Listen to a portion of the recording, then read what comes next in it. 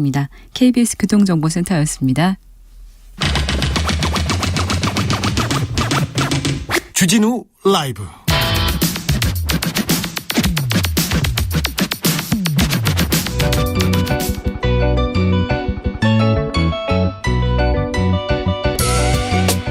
한층 날카롭다, 한결 정확하다, 한편 세심하다, 밖에서 보는 내밀한 분석, 정치적 원의 시점.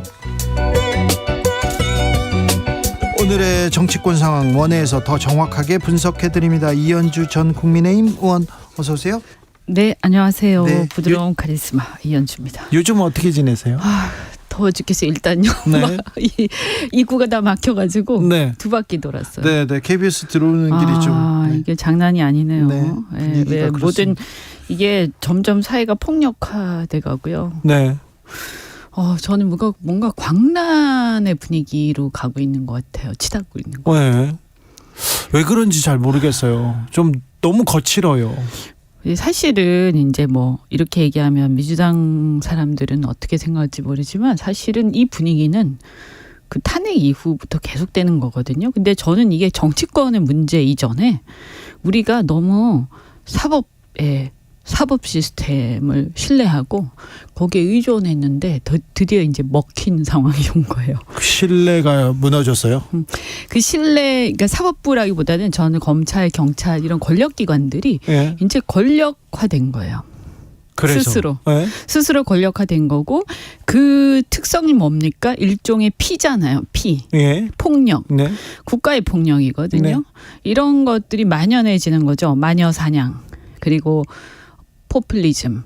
그리고 군중 심리를 부추겨서 저놈이 나쁜 놈이야. 예. 이러면 글로 확 달려가는. 네.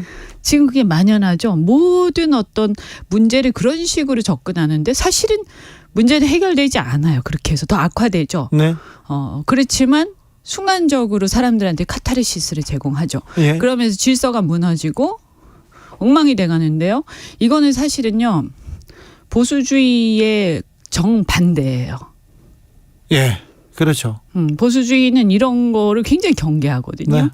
그래서 저는 지금의 이 권력이 보수주의가 아니다. 네. 완전히 그 반대다. 오히려 적이다. 보수주의에. 지금 만연한 사회 현상 현상이요. 분위기는. 그래서 이 문제에 대해서 정말 보수주의자라면 저는 사실 보수주의자는 아닌데요.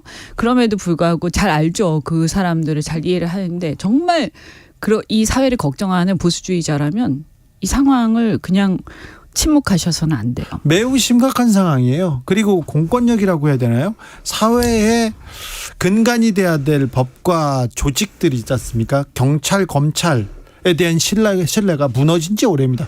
왜 이거 공정하지 않다고? 무너지는 정도가 아니라 그들이 어떤 면에서는 최일선에 지금 나와 있죠. 이러한 분위기를 만드는데. 네. 분위기. 최일선에 지금 나서고 있죠. 이런 분위기를 만연시키는데. 검찰 출신 대통령, 감사원장 출신 국회의원 이런 식으로 이렇게 그러니까 좀 지나가겠죠?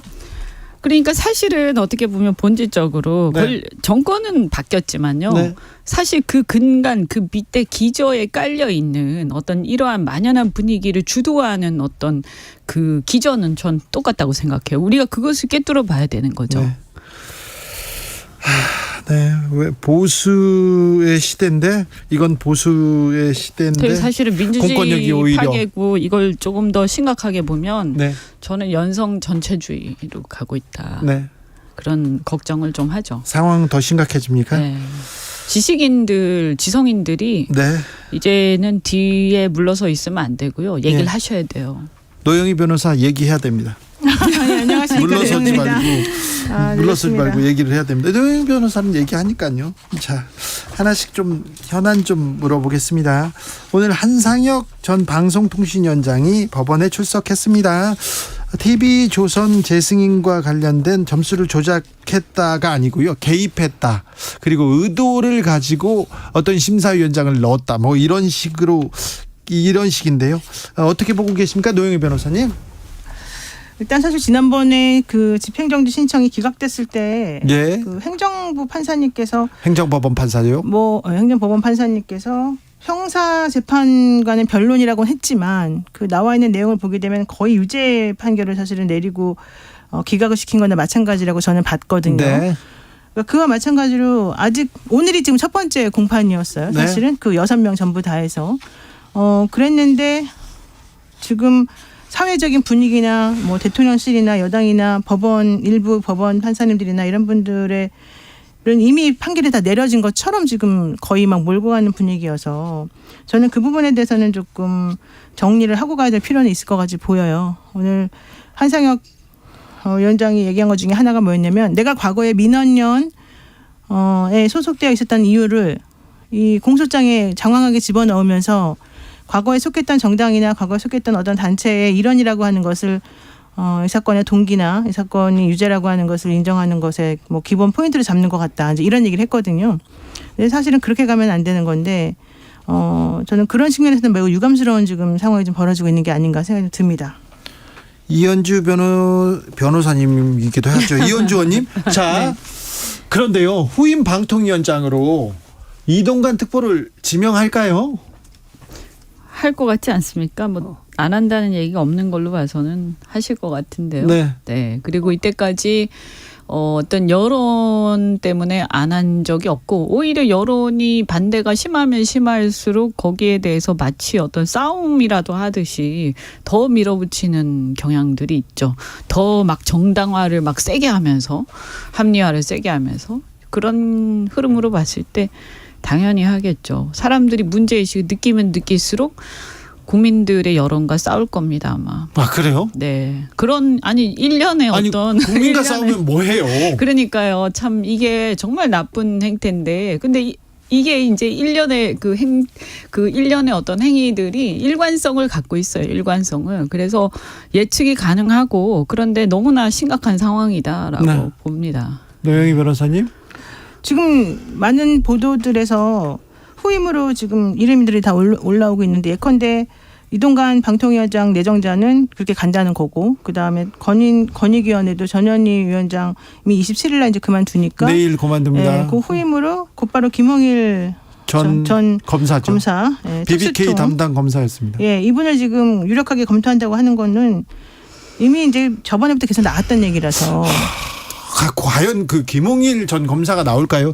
이분은 이제 전문 분야는요 조폭이었습니다. 제가 조폭 관련된 취재를 아주 오랫동안 해가지고 심재륜, 조승식 그런 아주 원로 조폭을 수사하는 폭력 그 담당 강력계 검사들하고 친한데요. 거기 말석에 계셨던 게 김홍일 검사거든요. 그러다가 나중에 BBK 특별수사본부를 지휘하면서 굉장히 이명박 정부 때 그리고는 박근혜 정부 때는 굉장히 잘 나가시던 분인데 사라졌는데 갑자기 여기서 이름이 또 나오시네요. 근데 이분이 그 대검 중수부장으로 2011년대 부산저축은행 비리 사건 총괄할 때 그때 윤석열 검사가 중수 이과장이었잖아요. 네. 근데 대통령하고 되게 연이 많고 문제는 이분이 모든 곳곳에다 하마평이 되게 많이 됐었다는 거예요. 그런데 아직까지 임명이 제대로 안 되고 있다는 거예요. 이렇게 된다면 현실적으로 무엇이든 어쨌든 자리를 줘야 된다라고 하는 어떤 생각을 좀 가지고 있을 수도 있을 것 같아요. 네. 뭐 정확하지는 않지만 제가 뭐 임명관자는 아니지만 그런 상황이라고 한다면 게다가 지금 사실 지난번부터 이분 이름이 올라왔는데 여론이 별로 썩 좋지는 않았음에도 불구하고 계속 밀어붙이는 쪽으로 가고 있잖아요. 지금요 김홍일 전 검사보다요 이동관 특보의 그 뭐라고 해야 되나요? 국민들 그리고 기자들 언론계의 시각이 훨씬 나쁘거든요. 당연히 나쁘죠. 그래서 김홍일 전 검사는 묻히고 있나요? 네, 묻혀요. 그 원만한가 이렇게 생각하는 분들도 많아요. 오히려 이제 약간 어부지리를 좀 받는 편인데 어쨌든 중요한 건 이동관 특보를 밀어붙일 정도라면 김홍일 전 중수부장은 특별히 더 하자가 없어 보이잖아요. 근데 이렇게 또 하자가 많기도 쉽지 않잖아요. 근데 저는 뭐 그분 개인에 대한 하자 이런 거 이전에 말이죠. 이 큰 흐름을 이렇게 쭉 이 정권이 들어선 때부터 해가지고 보면 처음에 뭐 한동훈 장관 때까지만 해도 그런가 보다. 네. 뭐 마음에 들고 안 들고를 떠나서 그랬는데 지금 이렇게 1년의 이 상황을 쭉 보면 말이죠. 이게 뭐 역사 의식이 있는 사람이라면 이건 너무 슬픈 일이에요. 그죠? 이게 뭐지? 왜 우리나라가 이렇게 돼가고 있지? 우린 어떻게 해야 되지? 2650님께서 보수의 시대라고 쓰고 보스의 시대라고 읽습니다. 지금 한국은 보스의 시대입니다. 이런 얘기도 하는데 지금 개각 이야기가 나옵니다. 통일부 장관 권영세 장관이 다시 국회로 돌아오고 싶다 이런 요구를 했다는 그런 보도도 나오는데 개각이 있을 예정인데 이번 개각은 어떻게 될지 검사들은 얼마나 이렇게 또 들어올지 그리고 또 이동관 특보는 언론계와 국민 그다음에 여러 사람들의 우려에도 불구하고 지명이 될지 이 부분도 좀 지켜보겠습니다. 근데 저는 솔직히 이제 그런 얘기 나왔으니 말인데요. 그 지난 정권에 대해서 비판을 할 때 가장 큰 게 뭐였어요? 갈라치기, 마녀사냥 뭐 그런 거 아니었어요? 그죠? 포퓰리즘. 그런데 지금하고 한번 비교를 해보세요. 지금 안 그런가요? 좀 심화되고 있다. 더 심해지고 있는 것 같은데요. 제 느낌에는. 아니 어쨌든 적어도 말이죠. 나아졌다고 얘기 못할 거예요. 너무 슬픈 일이에요. 그리고 지금 모든 사방에 그냥 좀 심하게 얘기해서 피가 난무예요. 사방에 모두 상대를 갖다가 어떻게든 걸어가지고 고발하고 사법 처리하고 옛날로 치면 다 죽인 거예요. 이거는. 네, 그런 거잖아요. 그리고 이게 지금 무슨 조선시대 그런 것도 아니고 이게 무슨 일인가 이게 우리나라에서. 저는 대한민국에 대해서 굉장히 자랑스럽게 생각하고 우리의 미래에 대해서 굉장히 긍정적으로 희망적으로 생각을 해왔는데 요즘에 들어서 정말 이렇게 굉장히 걱정이 덜컥덜컥 되고 이런 상태가 계속 지속되면 이건 심각한 거 아닌가 이런 생각이 들어요. 그래서 이 문제는 저는 과거에 86세대들 있지 않습니까? 네. 뭐 독재 정권하고 잘 싸웠다 이렇게 해서 또 정치적으로도 많은 이득을 보셨는데 그런데 이제 다들 자기 자리로 가서 또 정치 안 하시는 분들은 자기의 어떤 그런 걸 지금 중산층에 대해서 사실 자본주의 이 혜택을 많이 누리고 계시지 않습니까? 근데 이제 저는 그냥 침묵을 지키시면 안 되는 거 아닌가? 이런 생각이 듭니다. 네. 1414님. 부드러운 카리스마 이현주님 차분한 음성 여야 구분 없이 객관적인 의견 존중하고 신뢰가 갑니다. 똑 부러지는 그리고 할 말하는 노부 변호사님도 감사합니다. 이 코너 너무 좋습니다. 얘기합니다. 자 후쿠시마 오염수 문제로 좀 넘어가 볼까요? 국민의힘에서는 먹방으로 그리고 더불어민주당과 야당에서는 단식으로 맞서고 있습니다. 이번 주도 이 오염수 문제는 계속 올라갈 것 같습니다. 지금 윤재갑 의원하고 우원식 의원 이정미 대표도 지금 단식하면서 내가 의지를 좀 표현하겠다는 얘기를 하고 있는 중이잖아요. 네? 그런데 전현희 권익위원장도 내일 이제 끝나고 나면 임기 네. 끝나고 나면 본인도 여기 힘을 보태겠다고 좀 얘기를 하고 있어요. 네. 근데 이 먹을 거 특히 이 오염수 문제는 사실은 제가 보기엔 상당히 사람들이 심리적으로 상당히 더 불안하게 느끼는 부분이 많기 때문에 이 부분에 대해서 대통령이나 정부가 성의 있게 뭔가 대응해주고 믿을 수 있게 행동해주지 않으면 이 릴레이는 계속해서 이어질 수밖에 없지 않을까 싶어요. 저는 사실 이것도 좀 늦었다고 생각해요. 조금 원래는 그 전부터 할 수 있었는데 야당이 좀 천천히 하는 부분이 있는 건데 네. 이렇게 되면은 국민들도 이제 같이 움직이는 방향으로 나갈 수 있지 않겠습니까? 이 오염수 문제와 관련해서 저는 정부가 이 관점을 완전히 잘못 잡고 있다 이런 생각이 들어요. 네. 그래서 뭐 핵 과학자나 이런 사람들 동원하고 공무원들 동원해서 이게 뭐 안전하다는 게 지금 일본에 가서 그걸 떠가지고 검사하는 게 아니라 네. 우리 바다에 지금 있는 지금 현재 우리 바다가 방사능 수치가 얼마나 되느냐 이런 걸 지금 보고 있는 거죠. 네. 그래서 저는 묻고 싶은 게 이 폐수 공장 폐수나 이런 오염수를 갖다가 누군가가 무단으로 막 방출을 해요. 그러면 그게 우리 집 앞에 안 오면 괜찮은 건가요? 그러니까 그것도 안 되잖아요. 저는 이 문제는요. 네. 그 안전성도 안전성이지만 그것은 이제 30년 후까지 계속되는 거예요. 그래서 우리가 불확실한 상태에 놓여 있는 네. 거예요. 근데 그 이전에 이 불확실한 상황에서 누구도 장담할 수 없는 문제를 자기들도 제대로 된 자료가 확보돼 있지 않으면서 과학적이라고 궤변을 늘어놓으면서 그걸 비판하거나 불안해하는 사람들이 비과학적이라고 몰아붙여요. 네. 저는 그 행태 자체가 매우 비과학적이다라고 네. 말씀드리고요. 네. 그다음에 이 문제는 저는 가장 먼저 도덕성의 문제다. 저도 거기에서 봐야 네. 된다고 봐요. 아무리 그래 무해하다고 해요. 무해하다는 수치. 무해하진 않죠. 그렇죠. 않는데 무해한지도 모르는데 네. 그렇다고 바다에 버리는 사람마다 건. 다른 거고 예를 들어서 우리 집이 있고 네. 동네가 있어요. 예. 그런데 그 동네 길에다가 네. 도로에다가 누군가 계속 쓰레기를 버려요. 예. 근데 내가 그 길로 가지 않고 돌아서 가면 괜찮습니까? 안 되죠. 이건 아니에요. 네. 이건 문제는 저는 공동체의 문제고 미래에 대한 책임감의 문제고 도덕성의 문제예요. 그리고 저는 이렇게 말씀드리고 싶어요. 일본이 그냥 그거 끼고 갖고 있으라고 얘기하고 싶어요. 아니 우리는 그렇게 주장해야 되는 거 아닌가요? 우리 갖고 정부는 있을 수 있어요. 네? 있을 수 있잖아요. 그거는 그 전문가들도 갖고 있을 수 있다고 얘기하거든요. 그렇죠. 돈이 들지 그것이 리스크가 있는지 모르지만 어떻게 보면 모여 있는 리스크를 전 지구에다가 분산시키는 행위거든요. 이거는. 그래서 굉장히 부도덕한 거예요. 이 문제를 저는 무슨 뭐 이렇게 수치 따지고 이러지 말았으면 좋겠어요. 그런데 왜 우리 정부가 이거 오염수 방류 바다에 버리는 것이 현실적인 대안이다, 과학적이다, 그왜 오염수 우리가 마시겠다 이런 얘기를 왜 우리가 하는지. 왜 두둔해져요? 왜 그리고 하는지. 마시겠다고 자꾸 얘기하니까 말씀드리는 건데 그 수돗물의 그 수질에 관한 우리 규칙이 있거든요. 우리나라에 그 택도 없이 넘습니다. 예. 그러니까 못 마시는 물입니다. 마시면 안 네. 됩니다. 네. 0328님께서 지금 왜 대한민국 마신다고 어머니들 소금 사재기 하느라 난리 났습니다. 국민들이 이렇게 불안해하는데 정부는 괜찮다고 말만 하면 어떻게 해요? 얘기하는데 코로나 시대에 미국에서 휴지 사재기 하고요. 다른 나라에서 생필품 사재기 할 때 우리나라 국민들 어떤 국민입니까? 사재기도 없었고요. 가만히 지켜봤습니다. 정부 하라고 이렇게 정부가 하는 대로 따르고 그랬었는데 지금은 불안해한다. 괴담이라고 하지 말고 좀 설명 안전에 대해서는 계속해서 국민들의 안전을 위해서 설명하고 이해를 구하고 계속 물어보는 그런 좀 역할이 좀 필요한데 조금 왜 그럴까 그런 의문점은 남습니다. 속보 말씀드립니다. 검찰에서 50억 클럽의 당사자였죠. 박영수 전 특검 구속영장을 청구했습니다. 박영수 전 특검에 대한 구속영장 청구됐습니다. 50억 클럽 회원들이 많은데 왜 박영수 전 특검만 이렇게 수사하는 걸까요? 워낙 그분이 뭐 몸통이다 이런 의심들이 많지 않습니까? 그래서 뭐 저는 이거는 늦었지만 이거야말로 빨리 했었어야 된다. 그런데 제대로 청구하는지 잘 모르겠어요. 내용을 제대로 수사하고 하는지 잘 모르겠는데 네.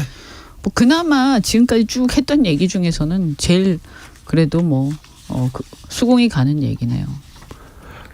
8204님께서 저출생이 문제입니다. 애 낳으라고 하면서 정치인들이 앞장서서 지구를 파멸시키는데 앞장서면 참담합니다. 우리 두 손주 녀석들에게 너무 미안합니다. 이렇게 얘기합니다. 민주당 얘기 조금 해볼까요? 그가 돌아왔습니다. 이낙연 전 대표가 미국 유학을 마치고 귀국했습니다. 정치 지형에 좀 흔들림이 있습니까? 어떤 변화가 있을 거라고 보십니까?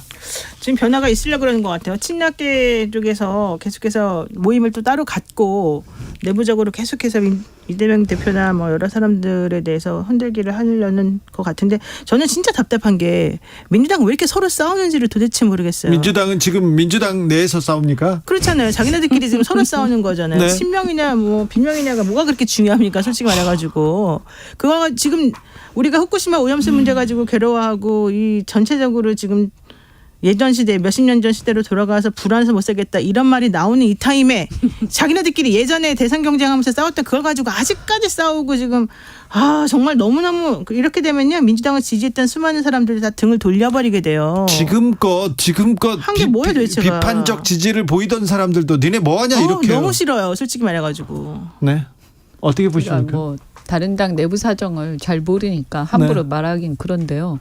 좋아 보이진 않아요. 그렇죠. 네, 그리고 저는 이제 과거에 이제 DJ 이제 김대중 대통령께서 이렇게 망명 생활을 하셨죠. 네, 미국에서. 그때는 이 투쟁을 하다가 목숨의 위협을 느낄 정도의 어떤 그런 게 있어서 망명하신 거예요, 일종의. 그죠? 네. 네, 근데 그거 왜 자꾸 따라하냐 사람들이 DJ 정도의 그거 아니지 않냐 그죠? 그래서 그리고 그런 게 요즘에는 그렇게 설득력이 별로 없다는 말씀을 좀 드리고요. 그냥 저는 뭐 이게 무슨 대선이다 무슨 당이다 뭐 이런 걸 떠나서 말이죠.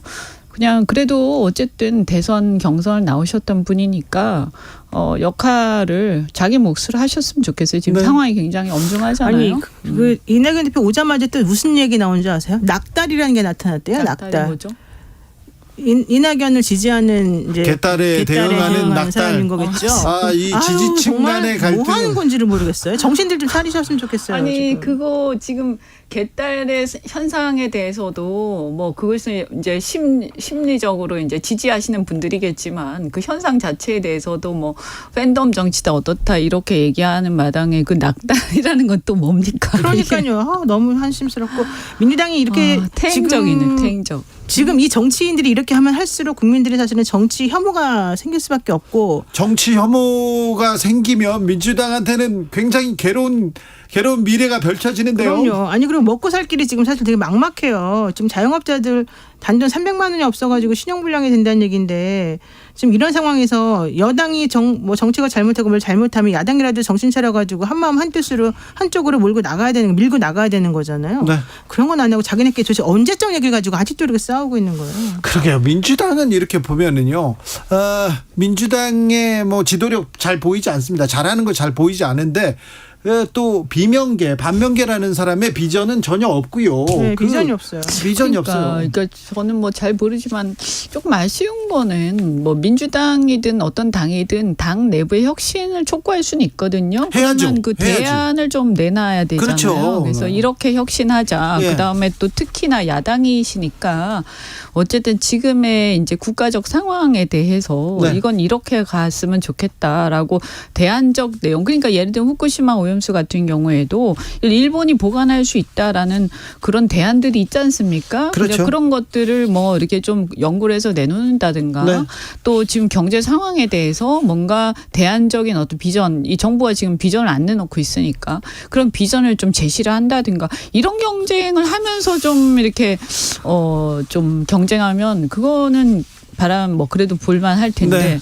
조금 너무 제가 외람된 얘기지만 너무 공천에 이렇게 매몰돼 계시는 것 같아요. 오히려 지금 좀 마음을 좀 비울 수도 있지 않을까. 지금 이 판에 저는 공천이 무슨 의미가 있고 지금 뭐 여당도 지금 야당도 뭐가 지금 그렇게 그다지 뭐 네. 이런 상황에서 억지로 국회에 들어간다 한들 지금 이 구조와 이 어떤 판 자체가 바뀌지 않으면 무슨 바람직한 정치를 하겠어요. 9449님께서 외풍에 이렇게 흔들리는 민주당은 처음 봅니다. 얘기합니다. 내가 30년 50년 민주당 지지자였는데 왜 내가 민주당을 지금 지지해야 되는지 이유를 모르겠어요. 그렇게 얘기하시는 분도 있고요. 20, 30대 젊은 층들 왜 민주당이에요? 왜요? 이렇게 얘기하는데 아무도 지금 대답을 못하고 있어요. 민주당 좀 정신 차려야 됩니다.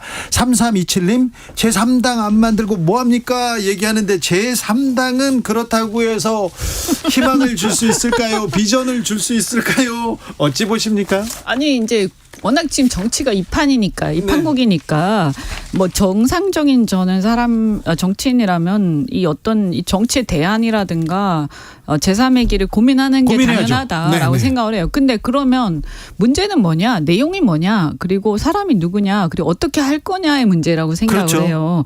근데 깃발을 들었는데 깃발에 아무것도 안 써져 있으면 안 되잖아요. 네. 근데 지금 상황은 막 깃발은 난무하는데 깃발에 뭐가 써져 있는지 모르겠어요. 솔직히 저야말로 진짜 제3의 길이나 이런 거에 대해서 관심도 많고 계속 고민하실 얘기를 거 아니에요. 해왔지만 네. 계속 또 어쨌든 제의가 오지 좌충우돌도 않나요? 하고 네. 그렇게 해왔는데 정말 이거는 잘 해야 되는 거거든. 안 그러면 진짜 안 하니만 못한 상황이 오는 거거든요. 저는 깃발에 아무것도 안 쌓이는 것도 문제지만 깃발을 들고 있는 사람들도 참 그거 문제다. 중요해요. 네. 그리고 어떤 사람들이 모이는지. 깃발을 들고 있는 사람들이 어느 방향으로 갈지 참 길이 뻔히 보이는데 그 길이 과연 많은 국민들이 원하는 그 길인지도 궁금하고. 지금 등장하는 제3세력들은 지금 희망을 주기에는 좀 모자란다 그런 지적도 많아요. 그렇죠. 이현주 의원도 안 움직이는 걸 보면 이현주 의원님 사실은 근데 정치권에서 네. 같이 좀 해봅시다. 이현주 의원님 좀 오셔야 되겠습니다. 그런 얘기 많이 듣죠. 뭐 그런 얘기는 뭐 돌기도 하고 듣기도 하고 돌기도 뭐, 하고. 뭐 저도 저랑 전혀 상관없이 오늘도 기자들한테 전화를 많이 받았는데요. 네. 근데 저는 이 제3의 길이 그냥 그 여기도 저기도 아니니까 그 없는 그 디아더스, 그러니까 그 빈 공백을 한번 차지해 보자, 이런 생각 가지고 해서는 정말 국민들한테 죄송한 일이 되고요. 분명하게 어떤 길을 제시를 해야 된다. 그리고 지금 어쨌든 총선을 앞두고 가장 중요한 것은 지금 정권에 대한 인식, 그리고 평가, 그리고 지금 여러 가지 문제되고 있는 지금 현안에 대한 입장이에요. 네. 그런 것이 분명하지 않은데 어떻게 미래에 어떤 정치를 할 거라고 사람들이 예측을 하겠습니까? 그래서 저는 욕을 먹더라도 자신의 입장을 분명히 밝혀야 같이 할 사람들이 같이 하고 이렇게 하는 거지. 전 자칫, 그러니까 다만 제가 말씀드린 것은 제3의 길이 잘못됐다는 게 아니라 네.